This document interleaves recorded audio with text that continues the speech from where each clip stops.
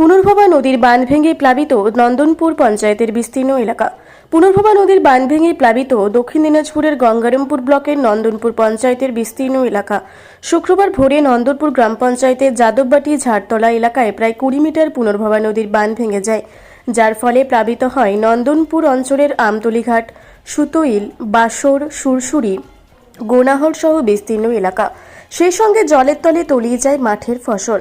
চরম ক্ষতিগ্রস্ত হয় এলাকার সাধারণ মানুষ এবং চাষিরা। ঘটনাস্থলে পরিদর্শনে যান বালুরঘাটের সাংসদ তথা কেন্দ্রীয় প্রতিমন্ত্রী সুকান্ত মজুমদার।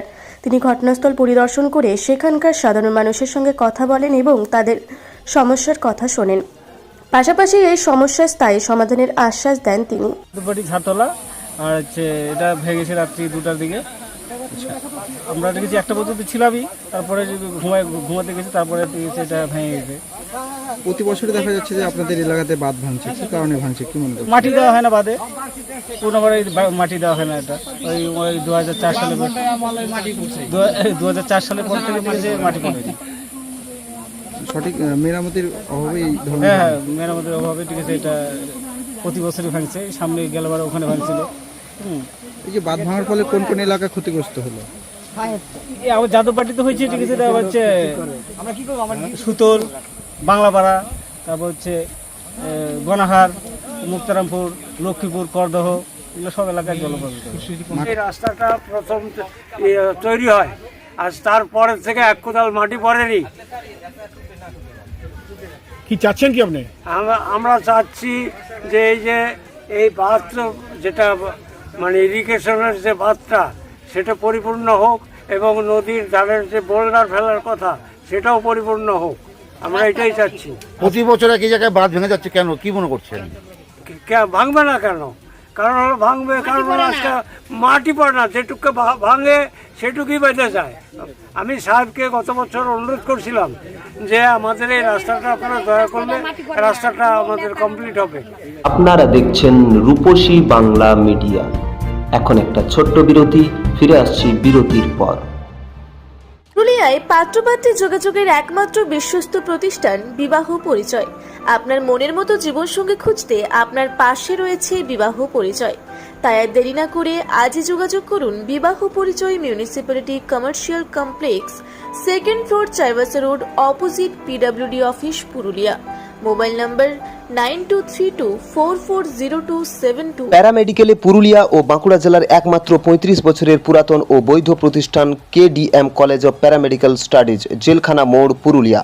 মাধ্যমিক ও উচ্চ মাধ্যমিক পাস ছাত্রছাত্রীদের জন্য nursing, RMP, DIASM, DMLT, ECG, X-ray, DBSM bio, DPT, CMS, ED, veterinary ইত্যাদি কোর্সে অভিজ্ঞ ডাক্তার দ্বারা প্রশিক্ষণ দেওয়া হয়। অভিজ্ঞতা ও যোগ্যতার ভিত্তিতে রয়েছে চাকরির সুযোগ। তাই দেরি না করে আজই যোগাযোগ করুন 9933835975 এই নম্বরে। ফিরে এলাম বিরতির পর। আপনারা দেখছেন রূপসী বাংলা মিডিয়া। দেখুন, আজকে যাদববাটিতে আমরা এখানে এসেছি এবং প্রতি বছর, গতবারও আমি এসেছিলাম, আপনাদের নিশ্চয়ই মনে আছে, আর একটু আগে ওইখানে বাঁধটা ভেঙে গেছিলো। প্রতি বছর এখানে বাঁধ ভাঙছে। এখানে উপস্থিত ইঞ্জিনিয়ারদের সাথে কথা বললাম। ইঞ্জিনিয়াররা বললেন যে এটা ইরিগেশন ডিপার্টমেন্টের হাতে নাকি নেই, এই বাঁধটা পঞ্চায়েতের হাতে আছে, এবং পঞ্চায়েত নাকি সেই বাঁধটা ছাড়তেও চায় না। কিন্তু পঞ্চায়েতের হাতে, কোনো পঞ্চায়েতেরই এই ক্ষমতা নেই যে এত বড় একটা বাঁধ, মানে এই যাদববাটি কৃষ্ণচূড়া থেকে শুরু করে একদম সুতইল ঘাট পর্যন্ত এত বড় বাঁধ বাঁধাবে, সেই ক্ষমতা কোনো পঞ্চায়েতের নেই। তো স্বাভাবিকভাবে এই বাঁধটা ইরিগেশনের হাতে তুলে দিতে হবে, তাহলে পরে ইরিগেশন এখানে বাজেট বরাদ্দ করার সম্ভাবনা থাকবে। তো আমি ইঞ্জিনিয়ারদের সাথে কথা বলেছি। আমি গতবারও এসেছিলাম, গতবারও বাঁধ ভেঙেছিল। আমার তরফ থেকে বেশ কিছু সাহায্য আজকে পৌঁছে দেওয়া হচ্ছে, ত্রিপল থেকে শুরু করে সমস্ত কিছু এসে পৌঁছে গেছে। প্রয়োজনে আরও আমরা পাশে দাঁড়াবো মানুষের। কিন্তু এটা প্রত্যেক বছর বাৎসরিক বন্যা বা বাৎসরিক দুর্গাপূজার মতো হয়ে যাচ্ছে যে প্রতি বছর বাঁধ ভাঙছে। এটা তো চলতে পারে না। এই বাঁধটাকে স্ট্রেংথেনিং করতে হবে, অর্থাৎ এটাকে পাথর টাথর দিয়ে পাকা করে এটাকে কংক্রিট বাঁধে পরিণত করতে হবে। আর যেই সমস্ত জায়গায় এই নদীর বাঁকগুলো এমন আছে যেখানে মাটি কাটে বেশি, সেই সমস্ত জায়গাগুলোতে বোল্ডার লাগাতে হবে। আমার যতটুকু আপাত দৃষ্টিতে দেখে মনে হচ্ছে, ইঞ্জিনিয়াররা আরও ভালো ডিটেলসে বলতে পারবেন। তা আমি মাননীয় মন্ত্রী যিনি আছেন এই দপ্তরের ভারপ্রাপ্ত, তাকেও চিঠি লিখছি, তার কপি ইঞ্জিনিয়ারদেরকে দিচ্ছি, এবং তার সাথে সাথে আমি পঞ্চায়েতকে অনুরোধ করব যে পঞ্চায়েত যেন এই বাঁধ ইরিগেশনের হাতে তুলে দেয়। কারণ পঞ্চায়েতের পক্ষে এই বাঁধ ঠিক করা সম্ভব না। পাশাপাশি প্রচুর ফসলের ক্ষতি হচ্ছে, প্রচুর জমি জলে তলে হ্যাঁ, প্রচুর ফসলের বাঁধ ভাঙার জন্য প্রচুর ফসলের ক্ষতি হয়েছে। ক্ষতিপূরণ দাবি করবেন কি? অবশ্যই ক্ষতিপূরণ দিতে হবে। কালকে ডিএম এসেছিল, আমি শুনেছি। আমি আমাদের পঞ্চায়েত মেম্বার এখানে দিদি আছেন, তাকে বলেছি যে সমস্ত যারা ক্ষতিগ্রস্ত, কার কতটা জমি ছিল, কতটাতে ফসল ছিল, তার একটা লিস্ট তৈরি করে আমার অফিসে পাঠাতে। আমিও নিজে ডিএমকের হাতে ওটা পৌঁছে দেবো চিঠি দিয়ে, যাতে এদেরকে উপযুক্ত পরিমাণে ক্ষতিপূরণ দেওয়া হয়। দক্ষিণ দিনাজপুর থেকে বিদ্যুৎ কুমার মাহাতোর রিপোর্ট, রূপসী বাংলা মিডিয়া। আপনারা দেখছেন রূপসী বাংলা মিডিয়া। এখন একটা ছোট্ট বিরতি, ফিরে আসছি বিরতির পর।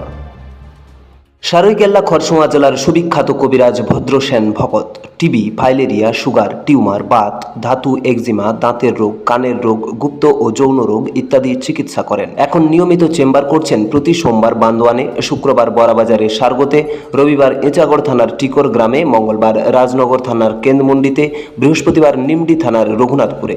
বিস্তারিত জানতে যোগাযোগ করুন 7368034266 এই নম্বরে। ফিরে এলাম বিরতির পর।